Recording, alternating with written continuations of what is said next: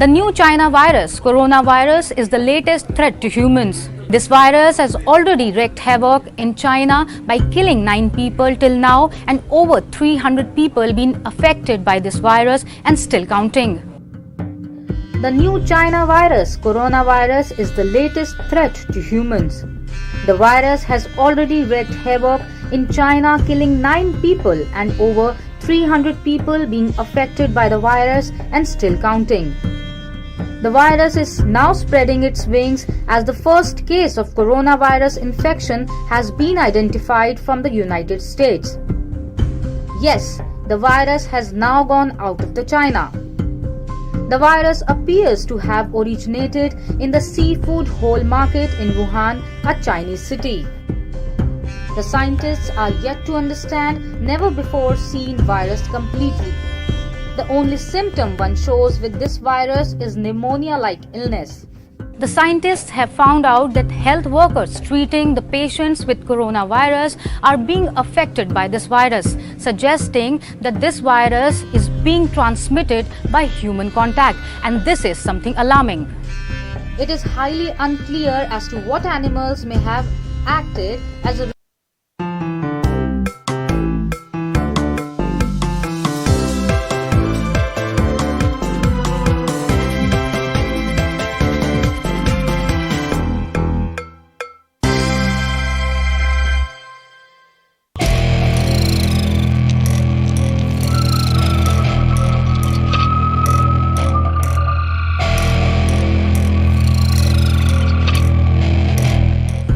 The new China virus, coronavirus, is the latest threat to humans. This virus has already wreaked havoc in China by killing 9 people till now, and over 300 people been affected by this virus and still counting. The new China virus, coronavirus, is the latest threat to humans. The virus has already wreaked havoc in China, killing 9 people and over 300 people being affected by the virus and still counting.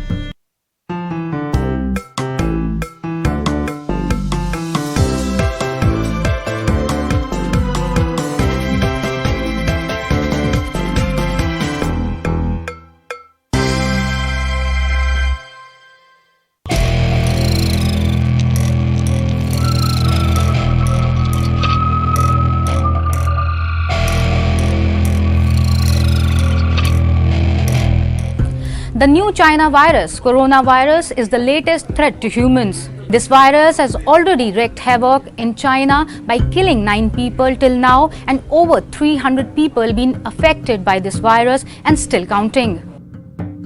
The new China virus, coronavirus, is the latest threat to humans.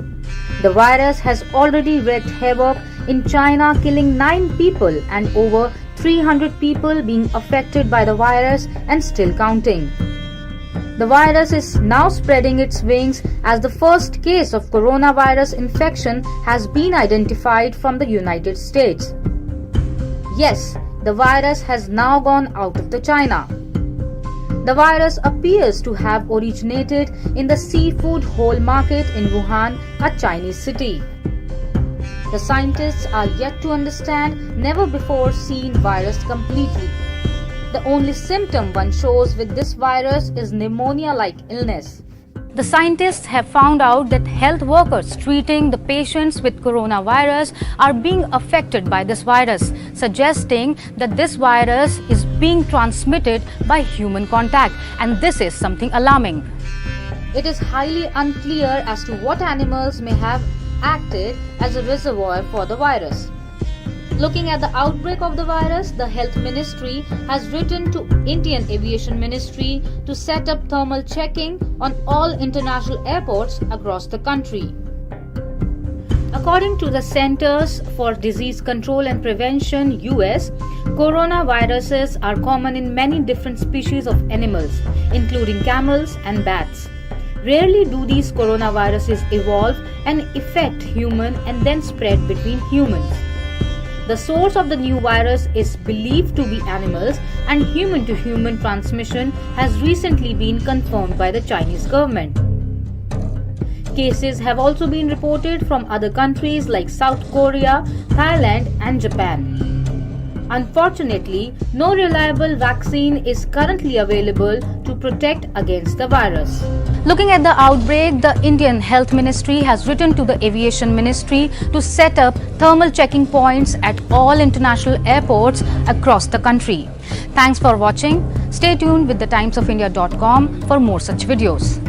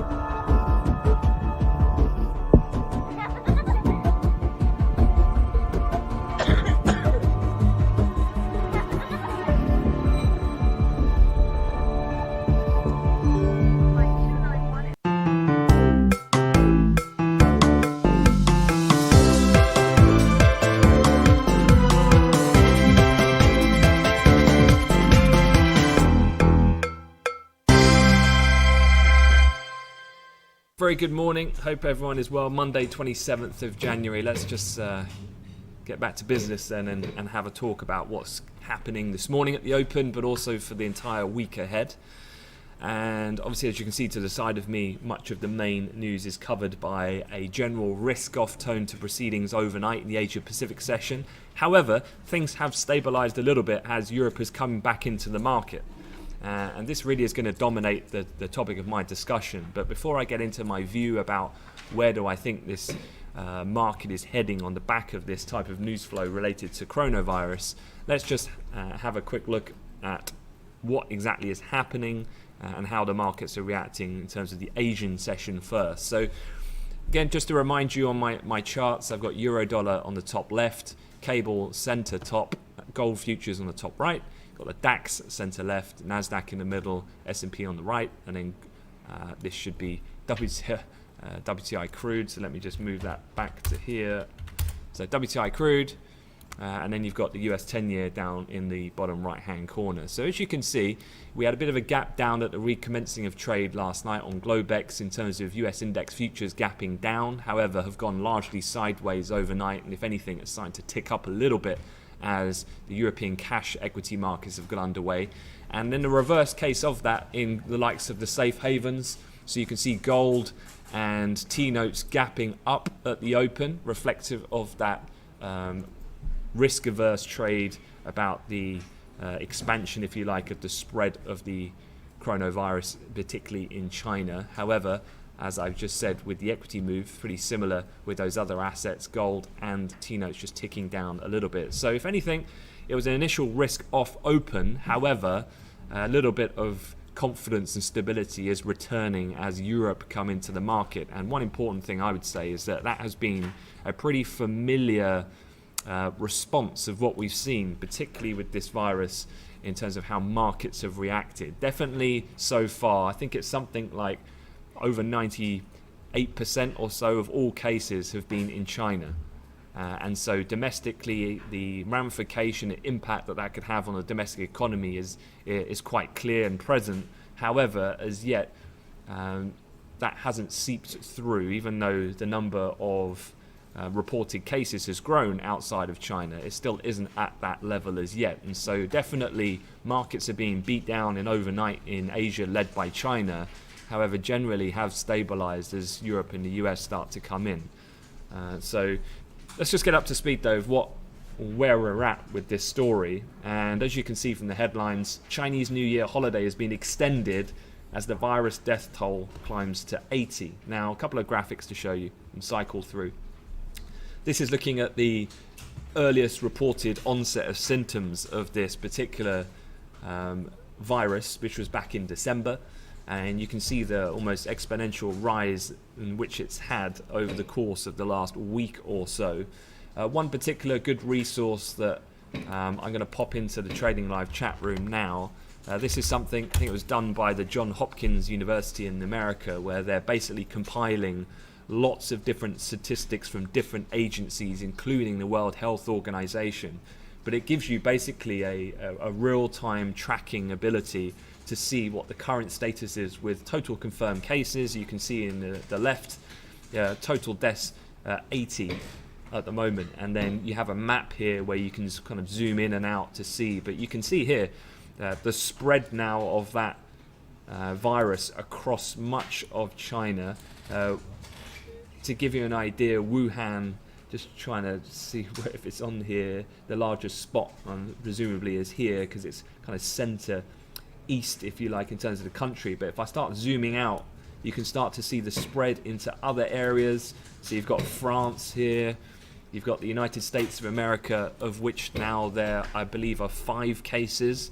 3 were confirmed within 24 hours over the weekend, including, you can see here, the kind of Central America as well as the west, north and west southern parts of California as well. So overall, it certainly has spread, but more meaningful in regards to China, as you can see here, it's slowly taking over the kind of proximity of the entire nation. This did prompt the premier Li Ka-shing, well, they've put Li Ka-shing, I think that's a typo there by Bloomberg, but the Chinese, probably the prime minister rather than the premier, visited Wuhan, the city at the epicenter of the disease. Anxiety obviously is growing amid evidence the disease has quite a lengthy incubation period. And that period is said to be up to about 2 weeks in duration, where you don't show basically any symptoms. Now, the country of or the city of origin, which is Wuhan, wasn't put on lockdown until last week. Now, that meaning, though, the numbers that have been put forward is that approximately 5 million people had already left the city after it got locked down. And given the fact that it can take up to 14 days before actually you have contracted it but don't show symptoms, just goes to show then it's going to be probably another 2 weeks or so until we really get a clear handle on how far spread and to what level this virus has managed to get around the world. And obviously this coming at one of the most meaningful travel movements in kind of human society globally, which is Chinese New Year, makes it all the more worse. Now, what has happened as per those headlines is that Chinese New Year has been extended. This is in order to kind of stop that type of large mass travel in order to contain as best they can the virus by the government. One thing that I saw this morning, S&P Global, their analysts have been crunching the numbers, and they've said that if spending on the services in China falls by just 10%, that would equate to a growth slowdown of 1.2% off of Chinese GDP over that period. So again, from a financial markets point of view, this is kind of twofold. One is obviously the accumulation of people contracting this virus and obviously the death tally, but then also the implications on how severe it could be on the Chinese economy is what's going to be key for ascertaining or how violent markets might sell off in the Asia Pacific region. So this is where we're at the moment. As I said, it's very much still at this point at least contains to China to some degree, albeit numbers have been rising on foreign shores. But I think the reaction in the market is quite telling this morning. I still think that this disease, I think it's more of the fear of the unknown, particularly given that incubational point of not showing symptoms, which is possibly creating a fear trade, but very much more dominated during the Asian session. When we actually get back to business in Europe and the US, only when we start to buy into that narrative is when you're going to get a much more bigger, pronounced, consistent move. And I just don't quite see that happening just yet. So definitely one to monitor for the week, and this is definitely going to be one for sure that you're going to have to keep a close eye on, no doubt. Other things that have been happening, this is one. This was over in Iraq. Still some ongoing tensions in the Middle East. US Embassy in Baghdad hit by a rocket attack. Injuries reported after a barrage of missiles slam a compound, and attacks on US presence in Iraq rise amid tensions, of course, with Iran. However, if you actually, this was the headlines here that I was just spoken about, but if you actually look at the performance of WTI crude, you can see actually we've gone the opposite direction to what you might imagine if it was that headline alone. If anything, we've dipped down and we've moved lower. And again, a lot of this is more in the short term, a focus on the coronavirus and the impact that could have on the Chinese and the global economy if it were to spread violently and create more excessive economic downturn within those respective countries and globally. The other thing at the weekend that a lot of people were looking forward to is potentially a disruption in the Eurozone, particularly for Italian assets, was two hotly contested areas, and one in particular in the more northern part of Italy. And these were regional elections, but essentially Matteo Salvini has suffered another loss in a key regional vote, providing a much needed boost to the Prime Minister Conte's fragile government. And in a nutshell, it makes the possibility of a snap election less likely in Italy. So if anything, this should be taken as a net positive. BTP futures are rallying sharply this morning. We closed on Friday in the BTP, just having a look on a price, at about 144.5. We're now trading up 2 points above that. So a decent 200 tick move there in the BTP this morning as relief, if you like, that the more Euro-skeptic Salvini of the League basically failed to gain any real traction and the potential to disrupt the government and call for snap elections. The Interior Ministry figures showed a centre-left bloc led by the Democratic Party, or PD, a partner in Conte's ruling coalition.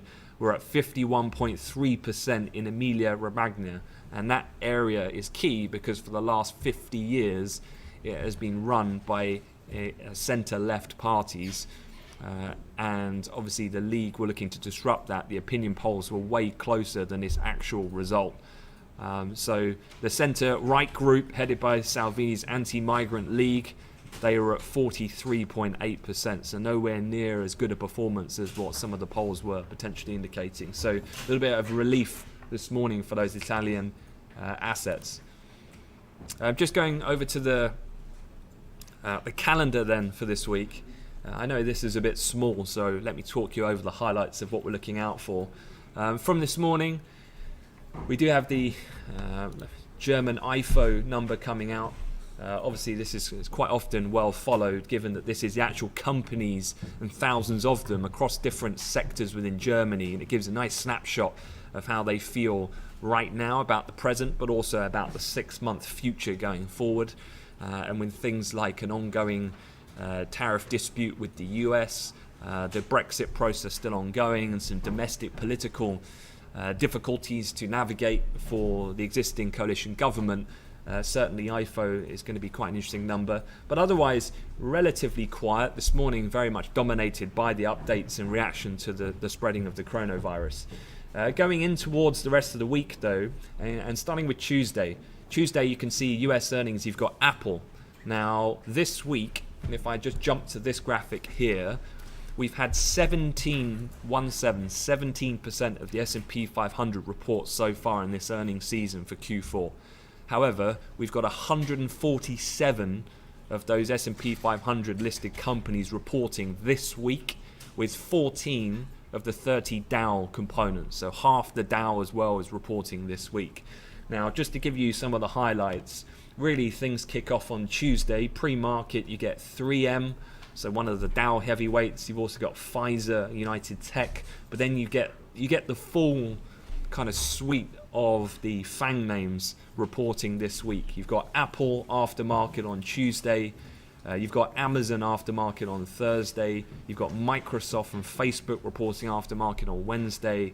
So you get all of the big tech giants reporting. And I think overall, from the top of my head, you're talking about almost a third of the entire NASDAQ 100 in those companies alone, just to name a few. So particularly busy week. It ramps up a few gears on the earnings side of things. So do be aware of that. And that will be on your weekly calendar. Going back then to other things I'm looking out for. Before we get to the Fed, let's talk a little bit about the Bank of England. Lots of people, of course, talking about this because currently markets' expectations derived from where short-term interest rate futures are priced would show that it's an absolute coin toss about what the Bank of England are going to do on Thursday. Will they hold rates or will they cut rates by 25 basis points? Now, a lot of this has been thrown up in the air because generally economic data in the UK has been weak. However, then the PMI came out for the service number and it was quite strong at the end of last week, which again has kind of created even more uncertainty. From a monetary policy committee point of view, you can see here, this is the updated graphic of the spectrum between doves on the left and hawks on the right. And there is an overarching tilt towards moving increasingly more to the left, becoming more dovish. Now, what do I think personally? For what it's worth, I think the Bank of England will not cut rates. I'm one of those who are of the belief that they're better off waiting at this point in time and keeping more bullets or ammunition for future policy action down the road should it so be needed. So I'm actually anticipating a vote split of about 5-4, so incredibly close, which is going to mean a very volatile intraday event to trade. And not forgetting that this Bank of England meeting also includes the monetary policy report, where we get the outlook on growth and inflation, and we're able to get a bit of a sense about where rates might be in the future. So the Bank of England is set to be a really interesting event, and we're going to be covering that live via our YouTube channel. So do make sure you subscribe to the channel to listen to that and our full coverage. The other central bank, of course, is the Fed. You've got the FOMC on Wednesday evening.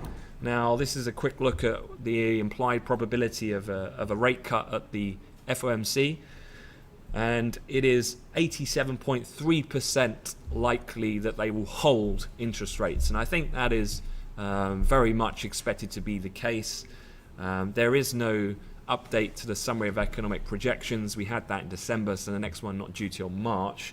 So here, definitely comparative to the Bank of England, not expecting as much action. Nonetheless, it does warrant watching because, of course, Jerome Powell will be hosting his press conference. Overall, US data has been relatively mixed, showing then no real need for a change to rate policy after the three that they conducted in 2019.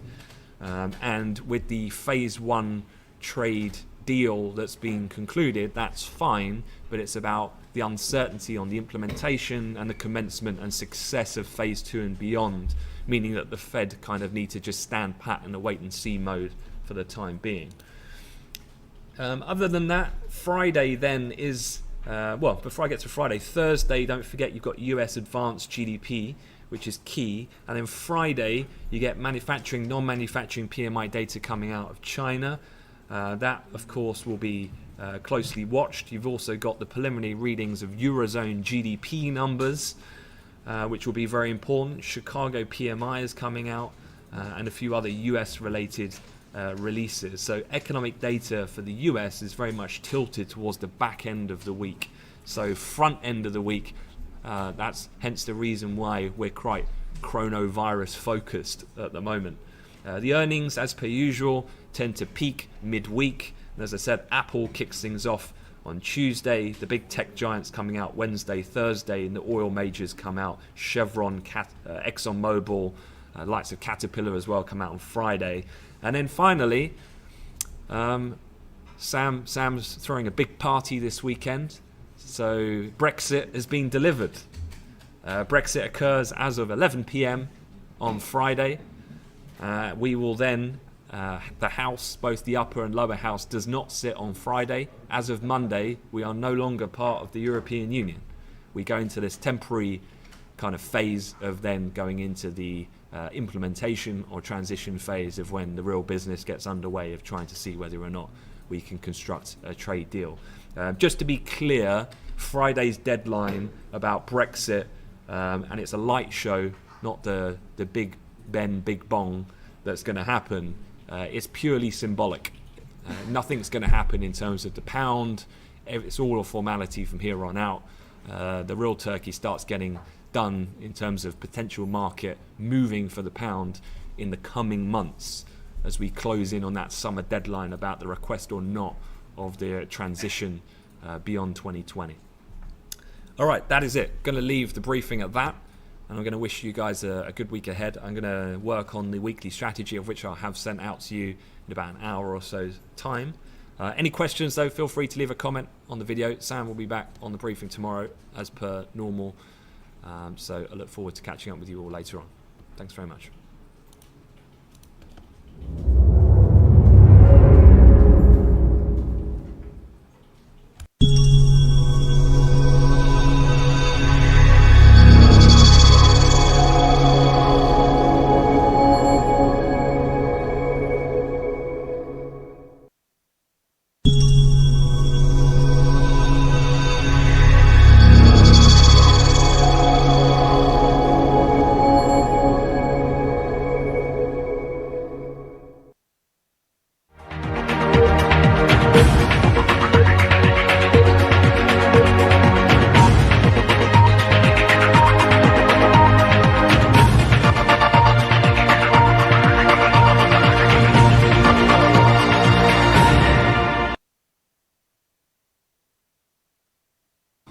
Haiti Movement pour la Paix Inc. is a 501c3 non-profit corporation. HAMOPA is to inspire people to bring changes to their community through educational seminars, reconciliation, and dialogues. We care a lot about kids' education in our communities. For several decades, Haiti has been chronically unstable, division between each other. This is one of the causes that puts the majority of the population in a situation of extreme poverty. For the year 2018 alone, the organization supports more than 3,000 children who are in difficulty to go to school. It distributes more school materials across several cities in Haiti and helps hundreds of mothers who are in need. The organization is ready to work with all sectors of national life in Haiti, with the aim of finally arriving at a national dialogue, which will lead to lasting peace in the country. HAMOPA has very ambitious projects within the educational framework, and we cannot realize them without your support. Please visit our website and donate.